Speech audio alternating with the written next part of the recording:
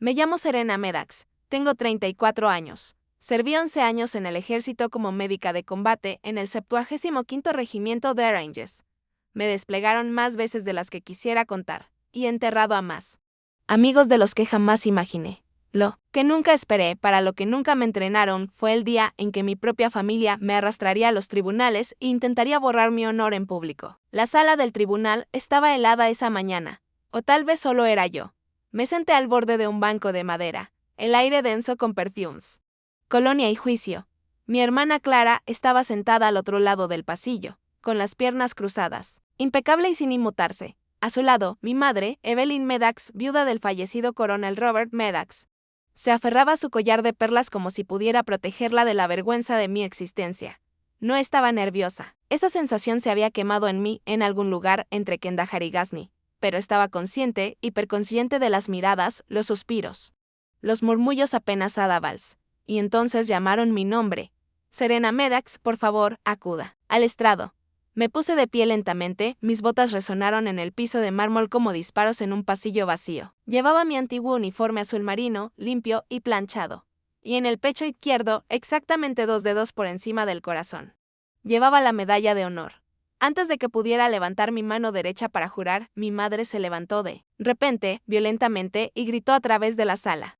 Su voz temblorosa pero fuerte: no mereces eso. Quítatela. Todos voltearon el cuello.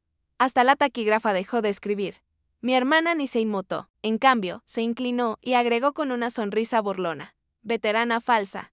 El alguacil se acercó a ellas, susurrando algo inaudible. El juez levantó la mano.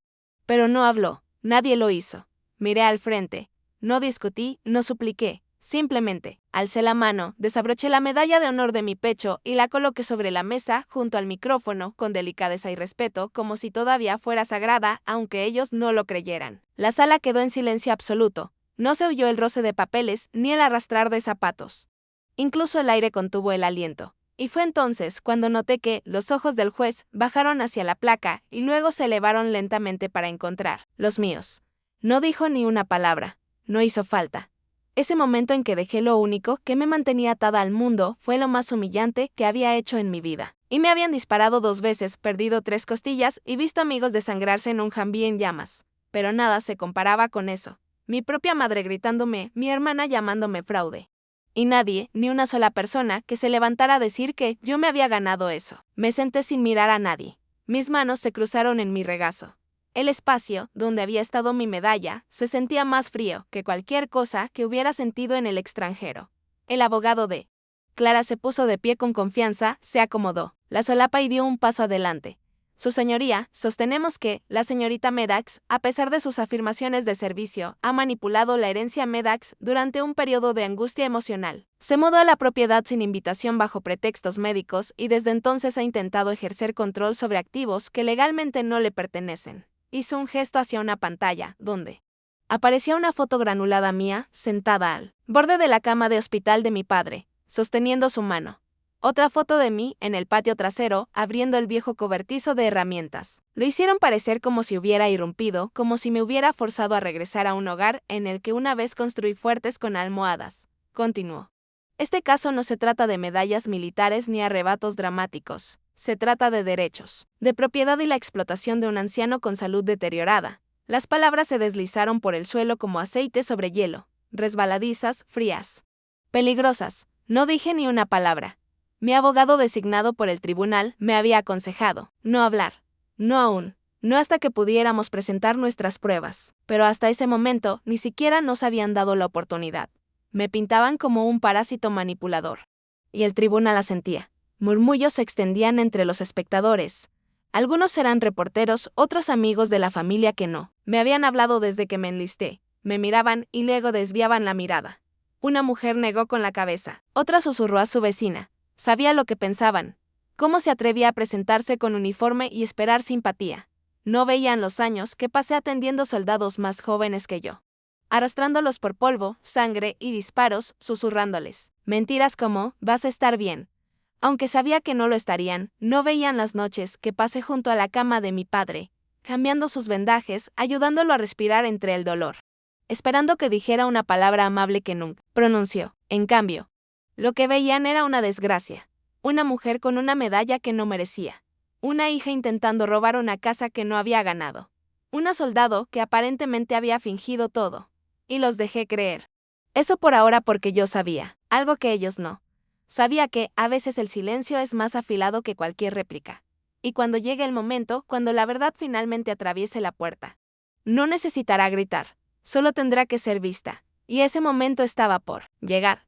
Pero hasta entonces, me senté en esa sala de tribunal despojada de mi título, mi historia y el nombre de mi padre, esperando, observando, resistiendo, porque había sobrevivido a cosas peores, y sabía cómo ganar una guerra sin disparar un solo tiro.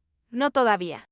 Pero pronto, 6 meses antes de que mi padre colapsara, yo aún estaba en guerra, no en el extranjero, sino en casa, en la finca Medax en Virginia. Me habían llamado de regreso del servicio activo antes de tiempo.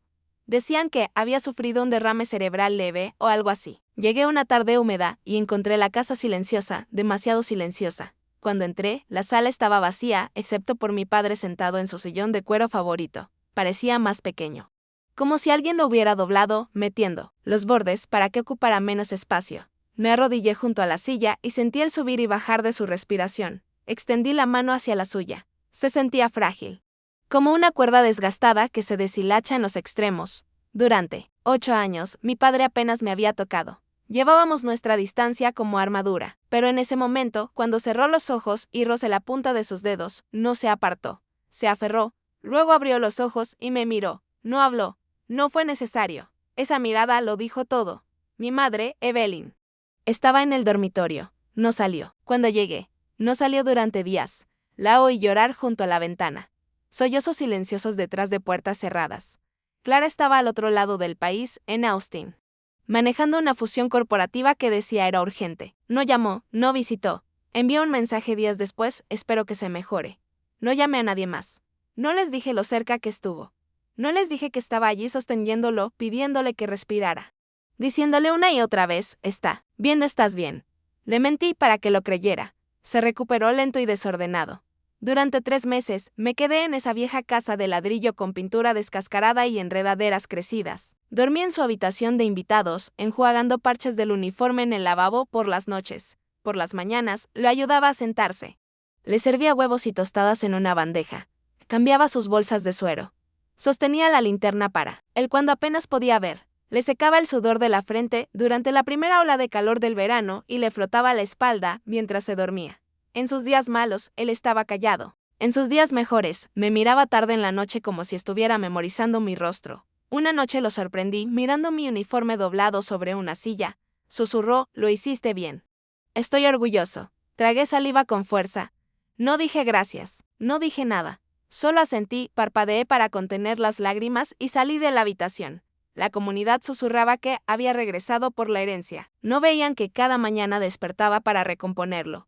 No conocían el olor del antiséptico. No sabían cómo pasaba horas leyendo sus memorias militares favoritas intentando iniciar una conversación.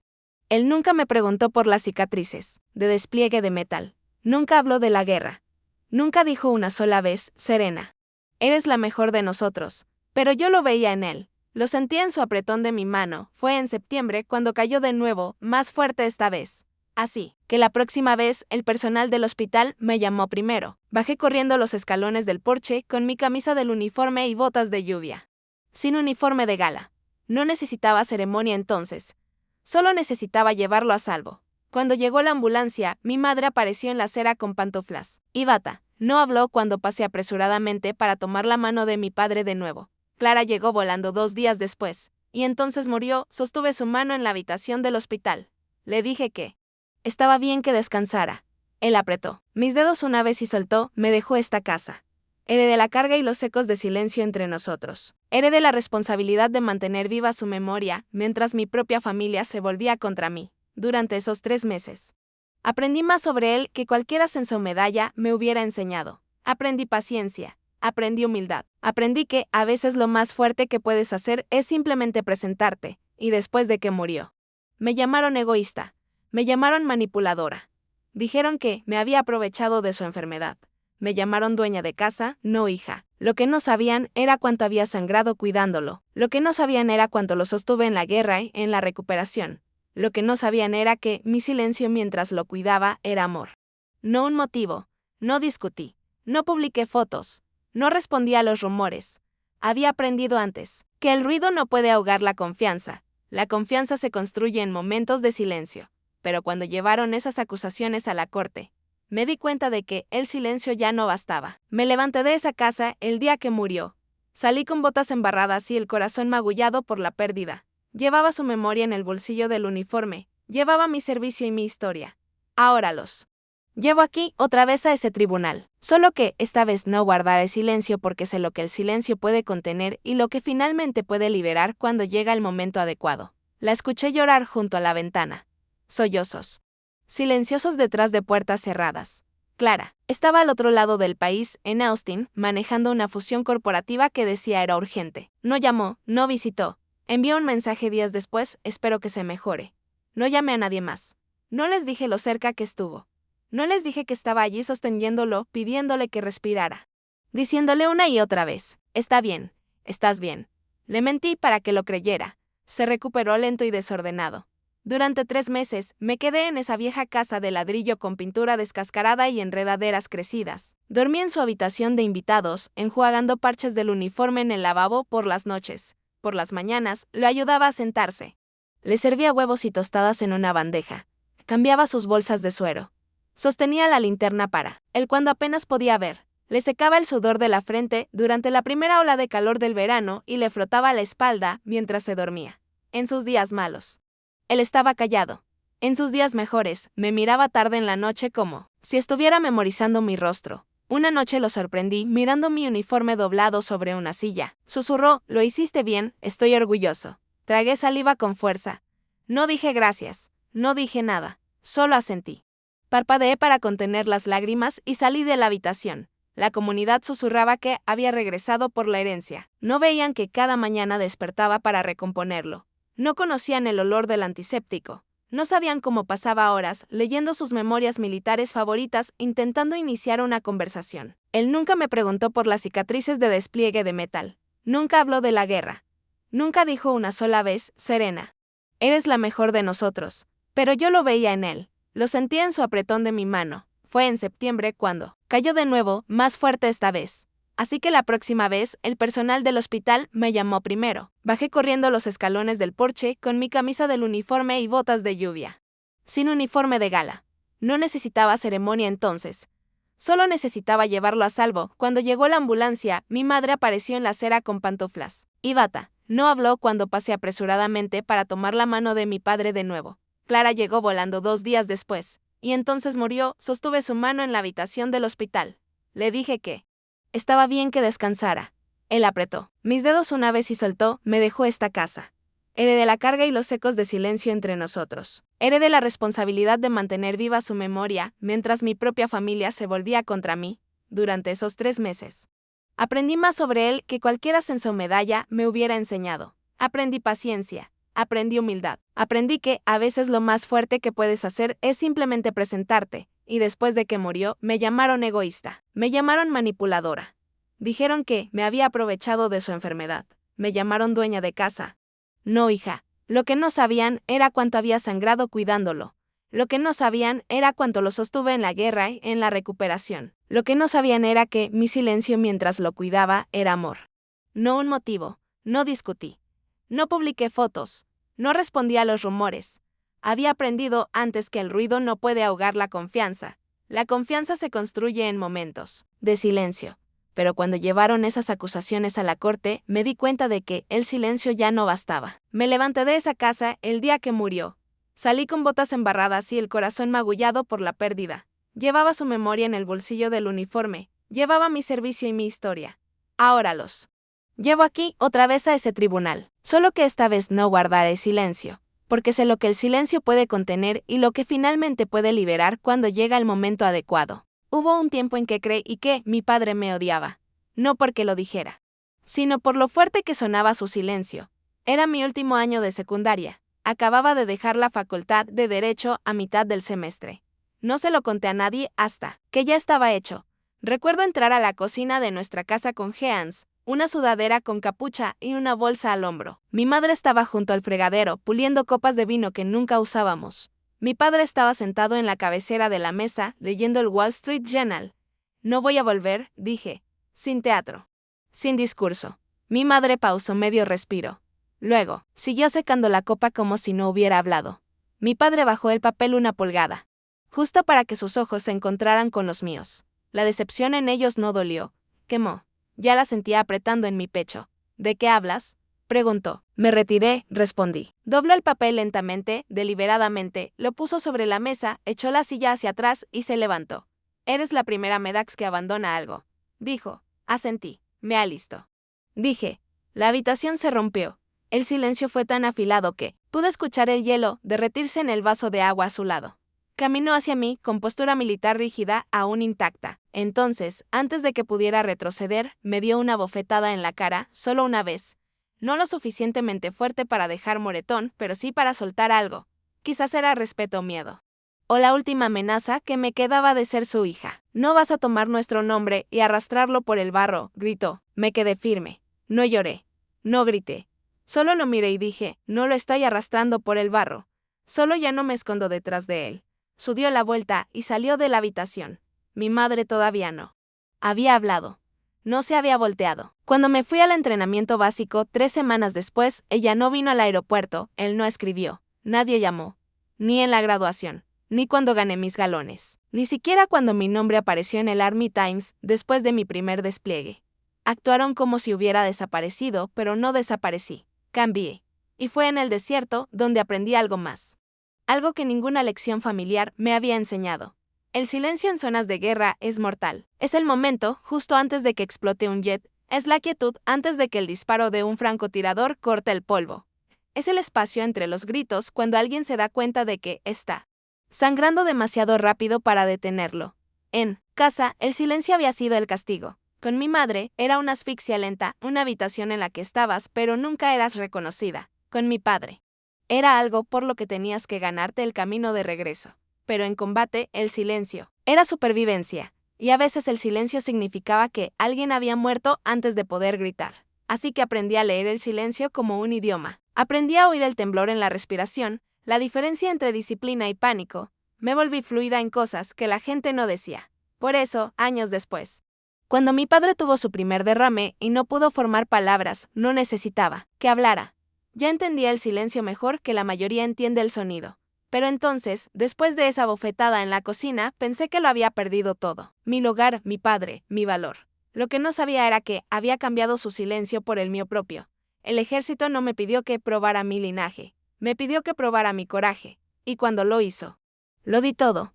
Le di días de 18 horas con botas de combate. Le di mi sueño, mis rodillas, mi cordura. Le di amigos que amaba y no pude salvar. Y en algún momento dejé de mirar atrás a la mesa de la cocina al hombre que estaba ahí pensando que podía romperme con su silencio y una bofetada, porque había entrado en un mundo donde la gente gritaba para vivir. Y en ese mundo, mi silencio se convirtió en un arma, no en una herida. Nunca le conté nada de esto a mi familia, ni cuando regresé con medallas, ni cuando gané aquella que dijeron que ninguna mujer obtendría. Porque no entregas tu historia a quienes nunca la pidieron. Construyes una nueva, en silencio, con constancia, y si no la escuchan, es problema de ellos. La sala del tribunal estaba más fría esa mañana, no físicamente, sino en la forma en que la gente me miraba. Era el segundo día del juicio. Clara había llegado vestida de negro, aunque nuestro padre había muerto hacía casi 6 meses. Se sentó junto a nuestra madre como una hija ejemplar. Su brazo descansaba suavemente sobre el hombro de mamá, los ojos bajos lo justo para parecer afligida, pero no para perderse las cámaras. Y entonces se levantó con calma. Demasiada calma. Su señoría, dijo pidiendo permiso. Quisiera presentar un video breve para que el tribunal lo considere. Fue tomado de la cámara del pasillo, fuera de la habitación de mi padre. Grabado la noche antes de su fallecimiento. Mi abogado no se opuso. Ni siquiera parecía sorprendido. El juez asintió, la pantalla se iluminó. Ahí estaba yo, pixelada, pero reconocible. Parada justo fuera de la puerta del cuarto de papá. Nunca me respetaste, mi voz resonó por los altavoces. Todo lo que hice fue intentar. Desprestigiaste el nombre de la familia. Fue su respuesta, apagada pero audible. Nunca quisiste una hija. Quisiste una soldado que pudieras exhibir en tribunales y clubes sociales. Mira en lo que te convertiste, agregó con brusquedad. Silencio. Luego me giré, la mano temblando sobre la manija de la puerta. La voz quebrándose lo justo para sonar dura. Tal vez me convertí en lo que tú hiciste de mí. El video se cortó. Eso fue todo. Solo eso. Sin contexto. Sin grabación completa. Sin los momentos siguientes donde entré de nuevo, me arrodillé y le dije que lo sentía, que no quería ganar la discusión. Solo quería que supiera que me quedé porque lo amaba, no porque tuviera algo que demostrar. Pero esa parte no estaba en el clip. Clara la había cortado y el tribunal la devoró. Se sintió un cambio audible en el aire. Susurros. Algunos negaron con la cabeza. Los jurados se tensaron. Incluso el alguacil desvió la mirada. Mi madre sollozó. Sacó un pañuelo de su bolso con tanta elegancia que parecía ensayado. Se secó bajo los ojos. Una sola lágrima resbaló por su mejilla. FALS.V y toda la actuación sin pestañear. Cuando el juez preguntó si tenía alguna respuesta, me levanté lentamente y me acerqué al micrófono. Podría haber explicado. Podría haberles contado lo que realmente pasó. Que más tarde esa noche, él me agarró de la muñeca y susurró: fui demasiado dura contigo, no supe cómo amarte como necesitabas. Podría haber descrito cómo sus dedos se enredaron en los míos. Frágiles y cálidos por primera vez en 8 años. Cómo me preguntó si creía en las segundas oportunidades. Cómo le dije que sí. Pero no dije ni una palabra, miré a Clara. Ella sonrió con suficiencia para que solo yo lo viera. Miré a mi madre. Ella no pudo sostener mi mirada. Luego volví a mirar al juez, aclaré mi garganta y dije, sin respuesta, su señoría. Él asintió, confundido. Volví a mi asiento. Mi abogado se inclinó y susurró: podríamos pedir interrogar la grabación. Negué con la cabeza. Déjalos hablar. Pero te están pintando. Sé que interrumpí. Hubo una pausa. Parecía que quería decir más. Pero no lo hizo, porque aquí está la verdad. No estaba en silencio porque fuera débil. Estaba en silencio porque había terminado de actuar para gente que solo venía a verme caer. No necesitaba gritar para ser escuchada. No necesitaba rogar por simpatía. Ya había vivido cosas peores que la opinión pública. Había marchado por zonas de guerra, donde el silencio significaba supervivencia. Había sobrevivido noches en tiendas médicas viendo a soldados más jóvenes que Clara desangrarse por decisiones que no les tocó tomar. Comparado con eso, un video editado en un tribunal era solo otra versión del ruido del campo de batalla. Así que me senté allí, todavía erguida, tranquila. Que me malinterpreten, que me juzguen. Porque la verdad no necesita aplausos para ser verdad, solo necesita vivirse, y yo ya la había vivido. El juez se ajustó las gafas y suspiró. Se podía sentir como la sala se relajaba, como si el resultado fuera inevitable. Empezó a revolver papeles, golpeándolos una vez contra el escritorio. Ese movimiento característico que los abogados conocen bien, preludio del cierre. Apreté el borde de la mesa, no por desesperación, sino por la necesidad de sentir algo sólido. Todo lo demás se sentía fluido. Las miradas, el silencio. La traición silenciosa de quienes alguna vez me dieron su nombre. Este tribunal está preparado para emitir un dictamen preliminar, comenzó el juez, y fue entonces cuando se abrió la puerta. Al principio, nadie se movió. No fue dramático, solo un crujido suave, casi una disculpa por interrumpir. Pero en el momento en que entró, la sala cambió.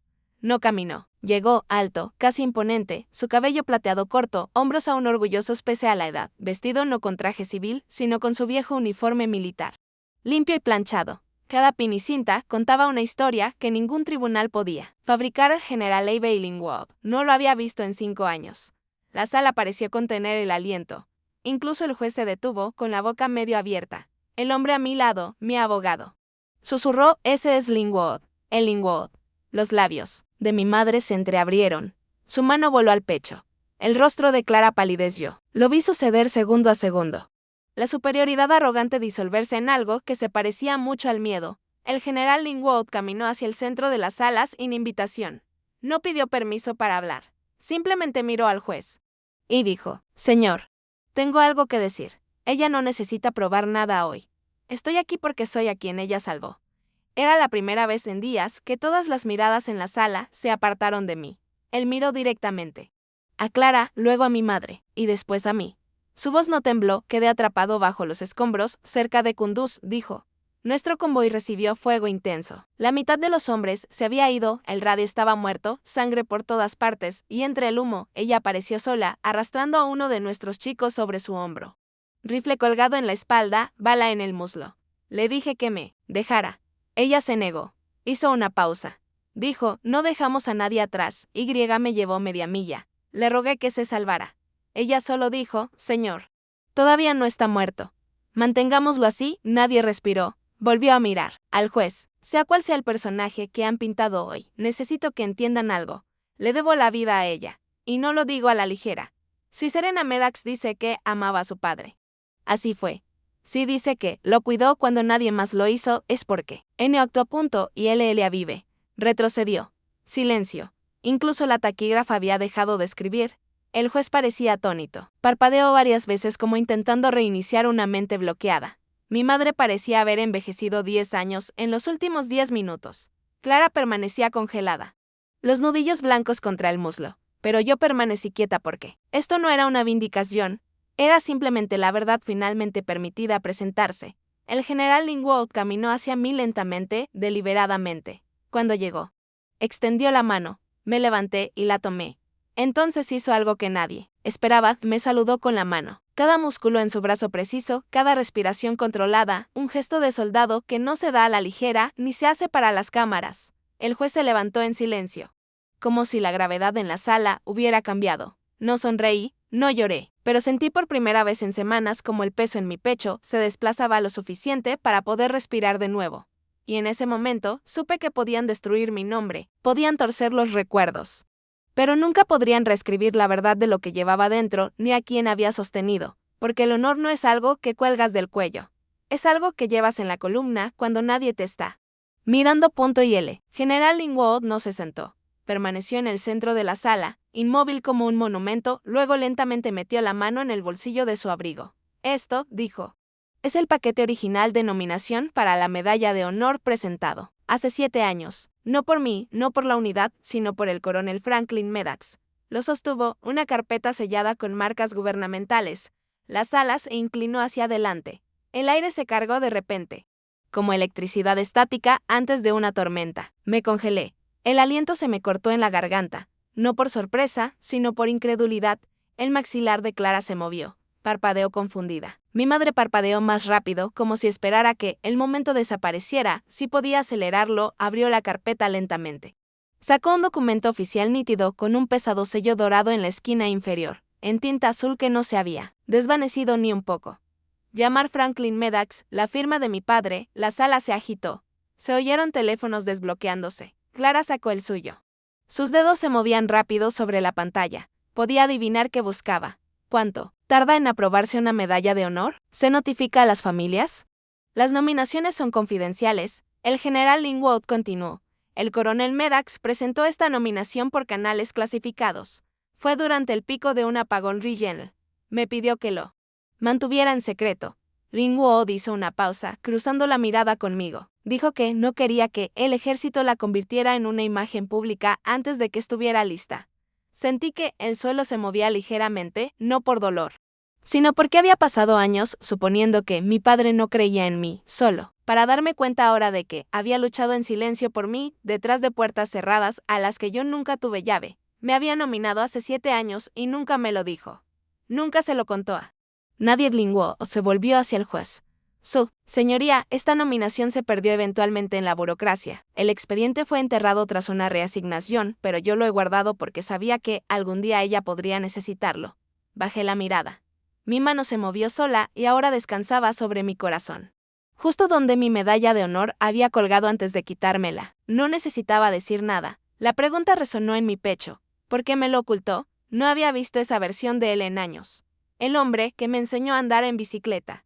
El hombre que me hizo memorizar códigos militares solo por diversión. El que convirtió el helado en recompensa después de los ejercicios del domingo.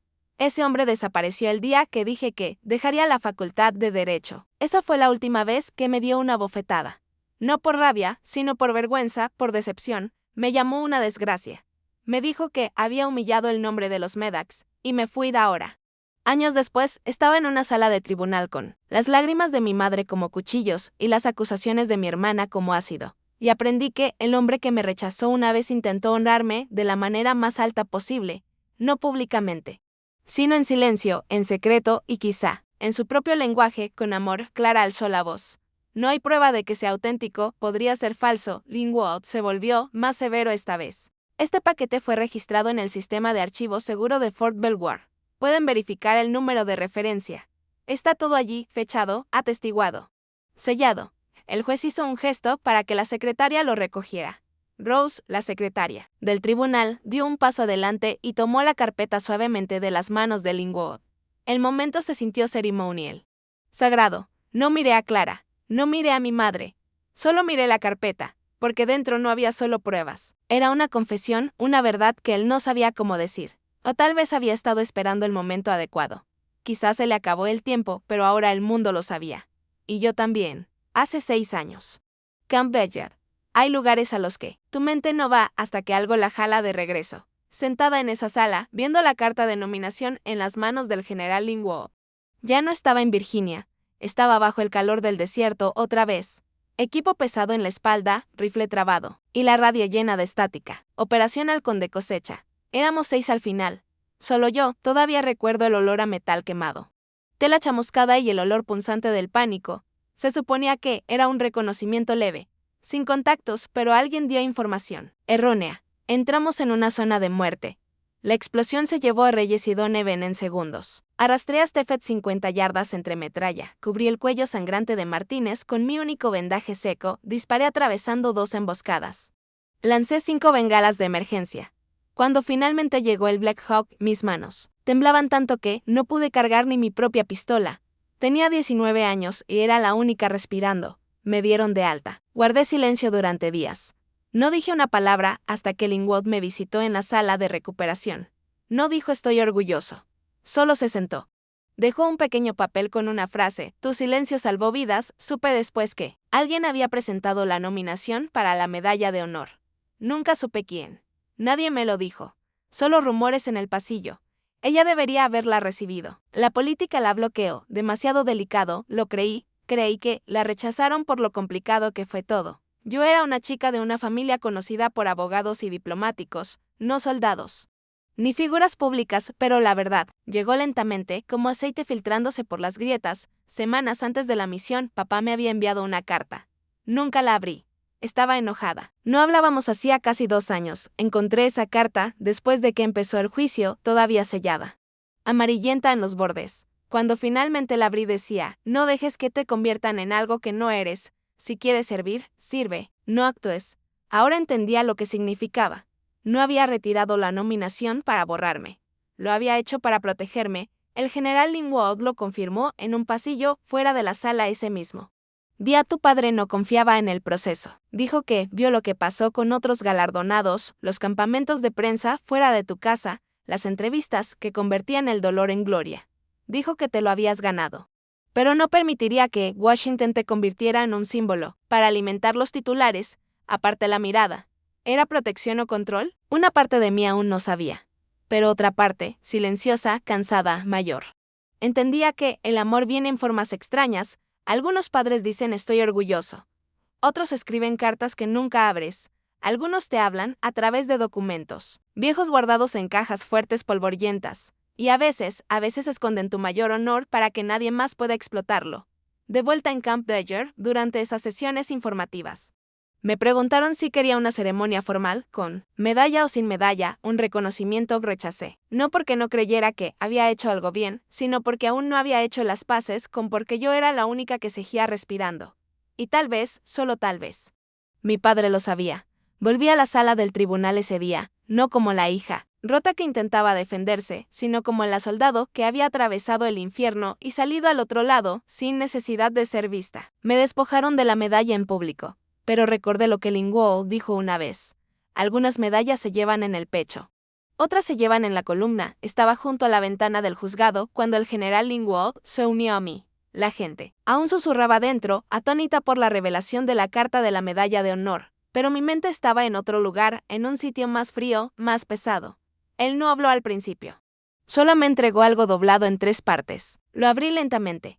Era una nota manuscrita, un pergamino familiar, letras inclinadas, la letra de mi padre.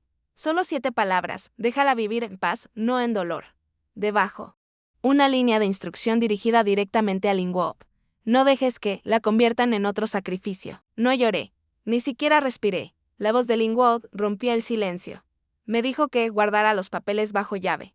Dijo que no podía soportar la idea de que me arrastraran frente a las cámaras. Había visto cómo los medios devoraban a otros veteranos, especialmente a mujeres. Asentí lentamente, pero no llegó a mi pecho. Estaba asustada, añadió Linwood. No de ti, sino por ti. Apreté la nota en mi mano. Ese miedo, dije con voz seca, me dejó enterrada bajo el silencio. ¿Sabes cómo es volver a tu propia casa y sentir que eres un rumor, una decepción ambulante? Él desvió la mirada. Sí. Lo sé, me apretó la garganta.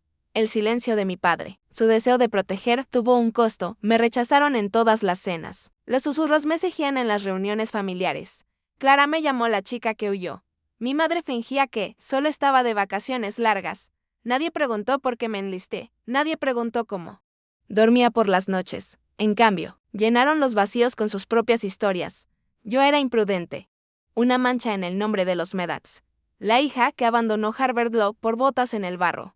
Todo eso porque él no quería que vieran mi rostro en la televisión. Podría verme. Dicho, susurré, Linwood suspiró. Dijo, tenías demasiado que cargar. Culpa, recuerdos, guerra. Pensó que el silencio era misericordia. Miré mis manos. Temblaban ligeramente. Él estaba equivocado. Susurré, el silencio no es misericordia. Es una sentencia. Pensé en el día que regresé a casa meses después de Camp Dyer. Clara me recibió. En el aeropuerto, me dio un abrazo que parecía de relaciones públicas y luego preguntó cuándo me había inscrito de nuevo en la Facultad de Derecho. Papá me estrechó la mano rígidamente. No mencionó el despliegue. No mencionó la estrella de bronce que gané semanas antes que mamá. Ella se quedó arriba. Esa noche me senté sola en el porche, bebiendo café aguado y mirando el jardín que papá solía cuidar antes de que su corazón fallara. Él salió al final, sin decir nada. Solo se sentó a mi lado. Luego murmuró, me alegra que hayas vuelto a casa. Eso fue todo. No estoy orgulloso. No, ¿cómo estás? Ahora sabía por qué había decidido que mi historia debía mantenerse. Enterrada para mantenerme a salvo. Pero la ironía es que, al intentar protegerme del público, me dejó indefensa en casa. Clara convirtió el silencio en vergüenza. Mi madre lo llevaba como un perfume. Yo lo tragué entero. Me volví hacia Linwood.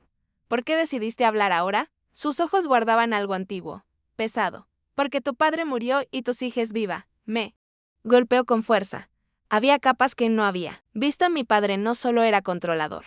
Estaba aterrorizado, atormentado por la idea de que su hija, su soldado, fuera recordada por un titular. No por su corazón, no confiaba en que el mundo escuchara mi verdad, pero al elegir el silencio permitió que mi familia me enterrara bajo suposiciones. Y quizá pensó que algún día lo entendería, que cuando el polvo se asentara, lo comprendería y lo perdonaría. Y casi lo hice, casi. Pero esa noche, sola, en el pasillo, me di cuenta de que proteger a alguien no significa borrarlo. El amor verdadero, requiere ser visto incluso en el dolor, incluso cuando es incómodo. Incluso cuando duele. Linwood me volvió a entregar la carta. Tú puedes quedártela, dijo. Ahora es tuya. La guardé en mi abrigo, no porque ya lo hubiera perdonado, sino porque sabía que era hora de dejar de guardar silencio para la comodidad de otro y empezar a hablar por mí misma. El juez se preparaba para emitir su fallo preliminar cuando mi abogado, el señor Kelleman, de la Iniciativa Legal de Defensa de Veteranos, levantó la mano. Su señoría, dijo con calma. Con permiso del tribunal, nos gustaría presentar una última prueba. La sala volvió a quedarse en silencio. La jueza Linton asintió una vez adelante. Kelleman dio un paso adelante, sosteniendo un pendrive en la palma como si pesara más que el propio juzgado. Este video fue recuperado de un sistema privado de seguridad en la habitación del coronel Medaks. Nunca se publicó. Nunca se editó, ni se reveló a ninguna parte, incluyendo a mi clienta hasta hace 2 noches. Lo insertó en el sistema de presentación del tribunal. Por unos segundos. La pantalla permaneció en negro. Luego se iluminó con una fecha de hace 6 meses. El video mostraba a mi padre acostado en su habitación. Se veía más delgado de lo que recordaba, pálido, con tubos de oxígeno en la nariz. Pero sus ojos estaban despiertos. Claros, un sello de tiempo parpadeaba en la esquina. Fue grabado 3 días antes de su muerte. La habitación estaba en silencio, salvo por el zumbido lejano de un ventilador de techo y el suave pitido de equipos médicos. Entonces habló. Su voz era inconfundible. Si me pasa algo, comenzó. Necesito que esto quede registrado. Sentí que todo mi cuerpo se tensaba. Giró la cabeza ligeramente hacia la cámara. No hay nadie más en la habitación. Solo yo y la luz roja, que parpadea. He hecho arreglos para Clara y Evelyn. No les gustará, pero esta casa, esta tierra, pertenece a Serena. Ella se la ganó. No por sangre, sino por carga. El rostro de Clara se puso blanco. Mamá jadeó, visiblemente alterada. Me sostuvo la mano cuando no podía respirar. Él siguió tosiendo ligeramente, me bañó cuando no podía sostenerme. Se sentaba fuera de mi habitación todas las noches durante meses. Y nunca le di las gracias. Ya la fallé una vez. Cuando se fue al servicio, no la detuve. No la entendí. Hizo una pausa, tragó saliva y luego, más suave que nunca, pero ahora sí. Silencio. No en la sala del tribunal. Hubo murmullos, respiraciones agudas. Algunos suspiros sorprendidos. Pero, en mí, un silencio diferente al que había llevado. Este era más ligero. El clip no terminó, sé que Evelyn no aceptará esto. Tampoco Clara, pero esta casa fue construida por mis manos, sí, pero la mantuvo viva ella. Serena merece paz. Aunque tenga que venir de mí cuando ya no esté luego. Tras una larga y dura respiración, lo siento, la pantalla se apagó. No hubo música ni subidas emocionales. Solo silencio, la jueza Linton no dijo nada al principio. Nadie más tampoco, el video cayó como una piedra en un lago, ondas moviéndose. Por cada rincón de la sala, Clara se quedó inmóvil, parpadeando como si le hubieran quitado el aire de los pulmones. Mi madre bajó la cabeza y se secó debajo de los ojos. Pero si era vergüenza o incredulidad, no pude saberlo. En cuanto a mí, no lloré. No me regodeé, en cambio. Metí la mano en el bolsillo de mi abrigo y toqué la carta doblada del general Linwood, luego la recomendación para la medalla de honor, y finalmente mi propio pecho, donde mi nombre había sido durante mucho tiempo un susurro que nadie escuchaba. Ahora resonaba. La voz de Kellerman fue calmada pero directa. Como pueden ver, su señoría, esta declaración, combinada con el testimonio jurado del general, confirma los últimos deseos del coronel, no solo como padre, sino como titular legal de la propiedad. El juez se volvió hacia mí. Señorita, Maddox, ¿desea hacer una declaración antes de que proceda? Me puse de pie, enderecé la espalda y dije simplemente, sí, su señoría. Ya lo sabía, me senté porque, por primera vez en años. Mi silencio ya no se confundía con ausencia. Era presencia, espera, intención. Era la prueba de que, a veces la verdad no es ruidosa. Solo espera el momento adecuado para hablar. Y en esa sala, frente a las personas que alguna vez me borraron, mi padre finalmente dijo mi nombre. La sala aún no se había recuperado del video cuando la jueza Linton se inclinó hacia adelante, con el ceño fruncido. Antes de que este tribunal emita un fallo. Acabo de recibir una declaración sellada presentada por la contraparte respecto a un nuevo testigo dispuesto a declarar bajo juramento. El rostro de Clara se tensó apenas, pero lo suficiente. Las puertas se abrieron de nuevo. Esta vez no fue un general en plena gala quien entró. Era una mujer con un sencillo traje gris carbón, aferrando un bolso desgastado y evitando todo contacto visual, pero la reconocí al instante. La enfermera Danielle Hale, la cuidadora privada de mi padre, no había respondido mis llamadas desde el funeral. Había desaparecido justo después de que el testamento se sellara. Pensé que se había mudado a Arizona. Me equivoqué, había sido citada. Entiendo que solicitó dar su declaración bajo juramento, dijo la jueza Linton con voz baja pero firme. La enfermera Hale asintió. Sí, su señoría. Necesito decir esto. Su voz temblaba, pero no por nervios, sino por conciencia. Fui la enfermera del coronel Maddox durante los últimos 4 meses de su vida, comenzó. Él confiaba en mí. Me confió cosas. Y después de que falleció, tomé una decisión de la que me arrepiento cada día. Metió la mano en su bolso y colocó algo sobre la mesa de pruebas. Un segundo pendrive, los suspiros volaron por la sala como una brisa repentina. Borré el original del sistema de la habitación. Dijo casi demasiado bajo para oírse, pero hice una copia. La guardé por si no podía vivir con lo que había hecho. El juez preguntó por qué lo borró. Daniel volvió la mirada vidriosa hacia Clara. Porque ella me pagó para hacerlo. Un murmullo recorrió la sala. Clara se levantó bruscamente de su asiento. Eso es mentira. Daniel no se inmutó. Dijo. Y cito, asegúrate de que ninguna palabra suelta arruine el legado de esta familia. Mantén todo limpio. Sin drames. Luego me entregó un cheque por $25,000. Lo acepté, pero nunca lo cobré. Sigue en el mismo cajón porque sabía que era dinero manchado de sangre. La fiscal de Clara intentó objetar, pero la jueza Linton levantó la mano. Déjala terminar. La voz de Daniel se volvió más firme. Vi a Serena cargar con más de lo que podía soportar. Nunca levantó la voz. Nunca pidió elogios. Nunca rogó por la casa, ni por el título, ni por nada. Pero yo lo vi. Su padre cambió en esos últimos días. La amaba. La veía. Luego levantó el pendrive. Esta copia coincide con la que acaban de ver. Es prueba de que Clara intentó suprimir los últimos Deseos de mi padre sobornándome. Clara se levantó. Esto es ridículo. Ella es una empleada descontenta. Probablemente ahora quiere dinero para callar. Daniel respondió sin dudar. No quiero un centavo. Quiero recuperar mi conciencia. La jueza sintió lentamente. Verificaremos el pendrive y sus metadatos, pero dado este testimonio, el tribunal debe sopesar las implicaciones. Clara se hundió en su silla. Su postura perfecta se desplomó como un andamio. La sala del tribunal se sintió más fría de alguna manera, no por el aire acondicionado, sino porque las máscaras empezaban a caer. La actuación había terminado. Clara, mi hermana, la cara de la supuesta superioridad moral de nuestra familia, había orquestado un encubrimiento, no para proteger un legado, sino para borrar el mío. Una lenta realización se extendió por la sala. El juicio nunca había tratado sobre una casa, un testamento, o siquiera el afecto de mi padre. Se trataba de control, y Clara acababa de perder el suyo. No dije una palabra, no me regodeé, simplemente la observé desmoronarse, porque algunas verdades no necesitan gritarse, solo necesitan salir a la superficie. La sala quedó en un silencio absoluto. Entonces cayó el martillo, en vista de los testimonios y pruebas presentados. Este tribunal suspende todos los procedimientos respecto a la herencia Meddax. El testamento y la declaración en video del fallecido serán la guía legal principal. La propiedad en 412 Kingston Drive permanecerá con la señorita Serena Meddax. Nadie se movió. Entonces alguien detrás de mí, un hombre mayor que hasta entonces no había notado, se levantó de su banco. Llevaba una gorra desgastada con USMC bordado en hilo dorado. Se posó firme. Colocó la mano derecha sobre el pecho y asintió solemnemente. Algunos más se pusieron de pie con él. No, conocía sus nombres. No era necesario. También habían servido. O quizás tenían hijas también. O quizás habían visto a una mujer ser pisoteada demasiado tiempo. Por un momento, la sala del tribunal se volvió algo sagrado, no sobre justicia, sino reconocimiento, un saludo silencioso. No lloré. Pero la garganta se me cerró como una puerta de acero. El juez se levantó y declaró un receso. Mi madre no me miró. Recogió su bolsa cuidadosamente, como si temiera hacer ruido. Luego bajó la cabeza y salió.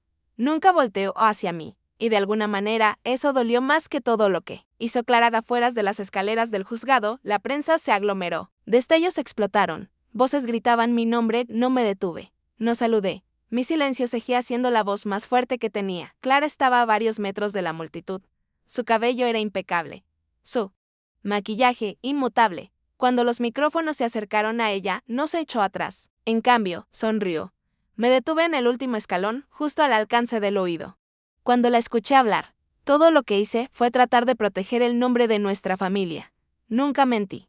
Solo me aseguré de que la verdad no se distorsionara. Eso no es traición. Es responsabilidad. Su voz era clara, firme, una clase magistral de control. Algunos reporteros parecían impresionados, pero otros no. Entré al auto, que esperaba en la acera. El general Lingwold ya estaba dentro.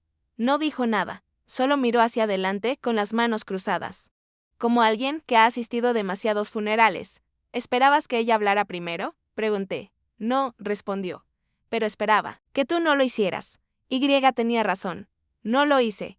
Esa noche, un video se volvió viral. No fue la grabación del juicio, ni la propuesta para la medalla de honor, sino una imagen granulada de esa entrega de mano veterana. Firme, sola. Mientras yo permanecía en silencio en el estrado, lo llamaron el momento en que América se levantó por ella. No fue el momento que yo quería, pero fue el momento que me seguiría.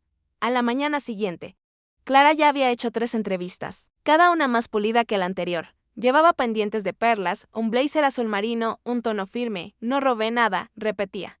Protegí a la familia del escándalo. Eso es liderazgo. No manipulación. Se presentó no como villana, sino como la arquitecta incomprendida del orden, calculadora, articulada. Fría. Las redes sociales se encendieron. Algunos la alabaron por su profesionalismo y temple bajo presión. Otros la llamaron serpiente de seda. Los hilos de comentarios giraban. ¿Traicionarías a tu propia hermana por una casa? Ella no traicionó a nadie. Ella preservó un legado. Las familias ya no son sagradas. Solo campos legales de batalla. Mujeres como Clara dañan la hermandad. Hizo lo necesario. Deja de romantizarla. Lealtad. Alguien incluso inició una encuesta. La lealtad familiar pesa más que la búsqueda de control.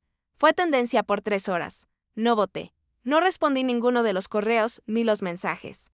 Ni las llamadas, vi a los presentadores de noticias decir mi nombre con práctica solemnidad. Vi hashtags nacer y luego diluirse, almohadilla justice for serena, almohadilla silent strength. Maddox Sisters, nada de eso se sentía mío. Los reporteros acamparon cerca de mi edificio durante 3 días. Uno incluso envió un ramo de rosas con una tarjeta de presentación. Cuando estés lista para hablar, el mundo está escuchando, pero yo no estaba lista. Porque esto ya no era sobre mi voz, se trataba de dejar ir. Hay algo en ser reivindicada públicamente que no sabe a victoria. Sabe a un cierre procesado, una validación fabricada y sin embargo, en privado. Nada se sentía cerrado porque aún no tenía respuestas para la única pregunta que nunca me abandonó. ¿Por qué mi padre no me lo dijo él mismo? Tuvo todas esas horas finales, todos esos días en silencio. ¿Por qué necesitó un video? Quizá por cobardía, quizá por amor, quizá por ambos. Dicen que la vindicación se siente como un ascenso. Para mí se sintió como exhalar bajo él. Agua no necesitaba probar que Clara estaba equivocada. Ni siquiera necesitaba tener la razón. Solo necesitaba alejarme sin cargar con todo eso. Así que empaqué una maleta, una bolsa, un cuaderno, una medalla, y me fui de la ciudad por un tiempo. No hubo conferencia de prensa. Ni declaración final, solo silencio otra vez. Pero esta vez, no era pesado. Era mío. La casa se veía más pequeña de lo que recordaba. No físicamente, sino en presencia. Como si el tiempo hubiera encogido su sombra y despojado toda la autoridad que antes llevaba, me quedé en la puerta un minuto entero, mano en el pestillo, escuchando el crujir del viento, rozando los setos. La pintura estaba desconchada a lo largo del pasamanos del porche. El timbre no sonó cuando lo apreté. El polvo se asentaba en las ventanas como viejos arrepentimientos que se negaban a ser limpiados. Aún así, abrí la puerta y entré. Esta era la casa donde aprendí a marchar antes de aprender a descansar, donde el silencio era recompensado y la suavidad era confundida con debilidad, pero también fue donde mi padre una vez me dijo, con un vaso de whisky en la mano y una rara suavidad en la voz, tú eres la única en esta familia que quemaría la casa para salvar los cimientos. Nunca entendí lo que quiso decir. Ahora sí, volver no era por nostalgia, ni siquiera era por cierre.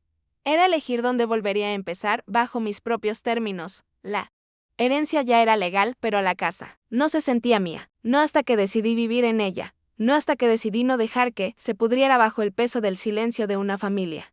Así que la reparé lentamente. Arreglé las bisagras de los armarios de la cocina, reemplacé la puerta rota de la cerca. Replanté el obstinado césped en el frente. No saqué la silla de mi padre del estudio. Solo puse otra a su lado, y cuando la gente preguntaba qué hacía con el espacio, les decía, estoy viviendo en ella. No defendiéndola, ni vengándola. Solo viviendo.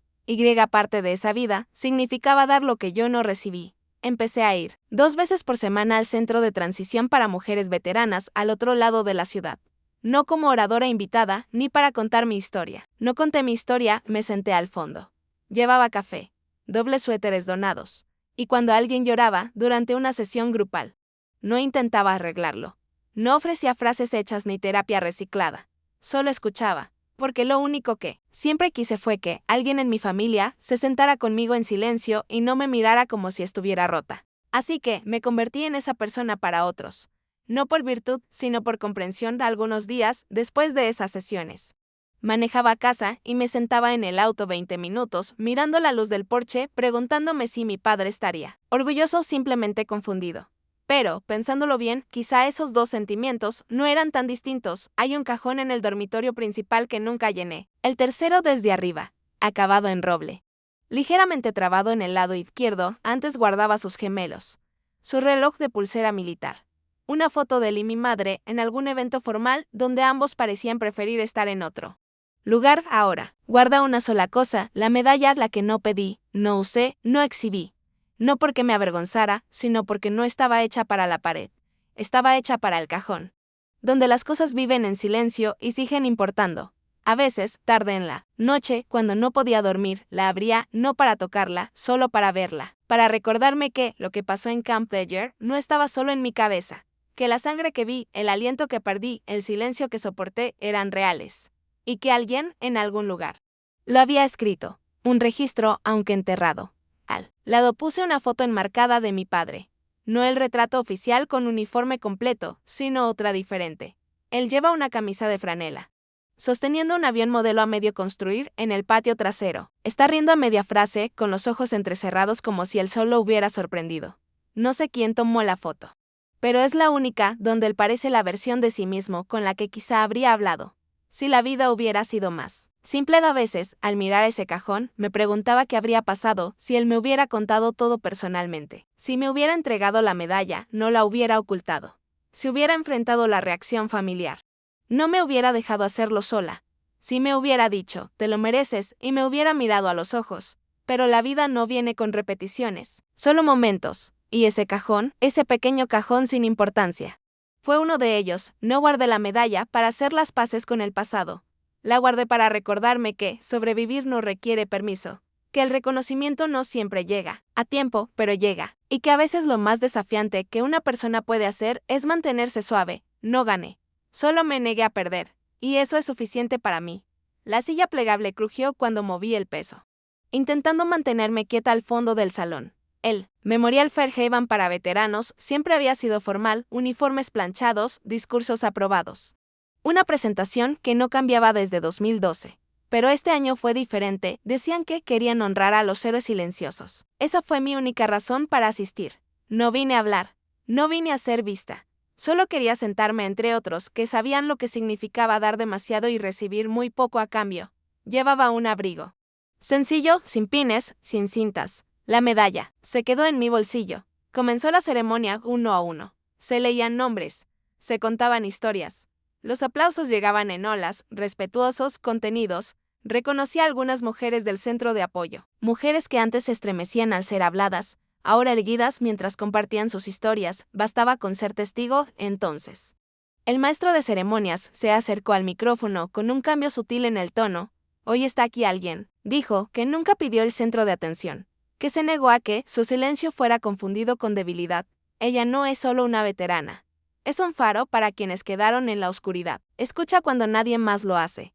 Se presenta cuando las familias no lo hacen. Enseña a otros que la dignidad no es algo que se gana, es algo que nunca se pierde. No, no, no.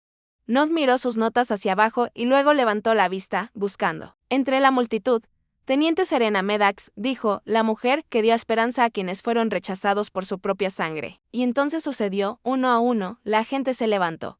No hubo música dramática, ni luces parpadeantes. Solo el sonido respetuoso y silencioso de sillas arrastrándose hacia atrás mientras hombres y mujeres, jóvenes y viejos, se ponían de pie. El aire se me cortó en el pecho. Por un momento, sentí que podría desaparecer, quise escabullirme sin ser notada, regresar al grupo, pero no me moví.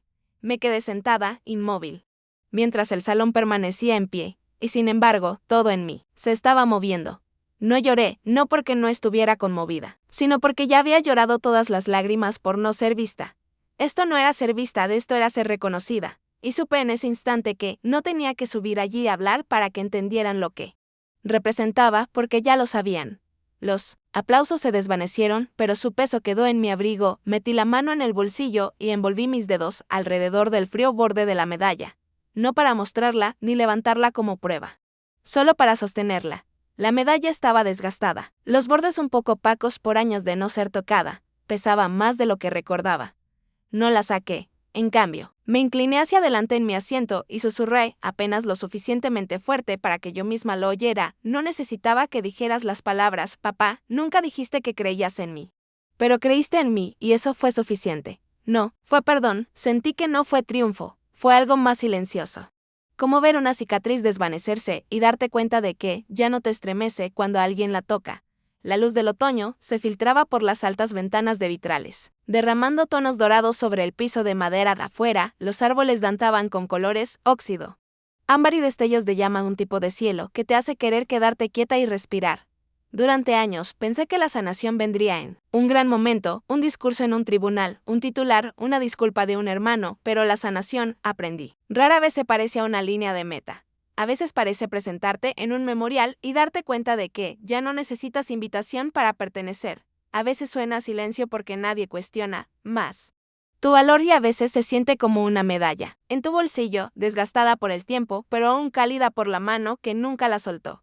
Mientras la gente comenzaba a salir del salón, alguien me tocó suavemente el hombro. Solo quería agradecerte, dijo, parecía tener unos 20 años, los ojos cansados pero firmes. He estado yendo a tus sesiones. Probablemente no me recuerdas. Te recuerdo, dije suavemente. Ella dudó, luego sonrió como sorprendida de lo bien que se sentía ser vista, y luego se fue, eso fue todo.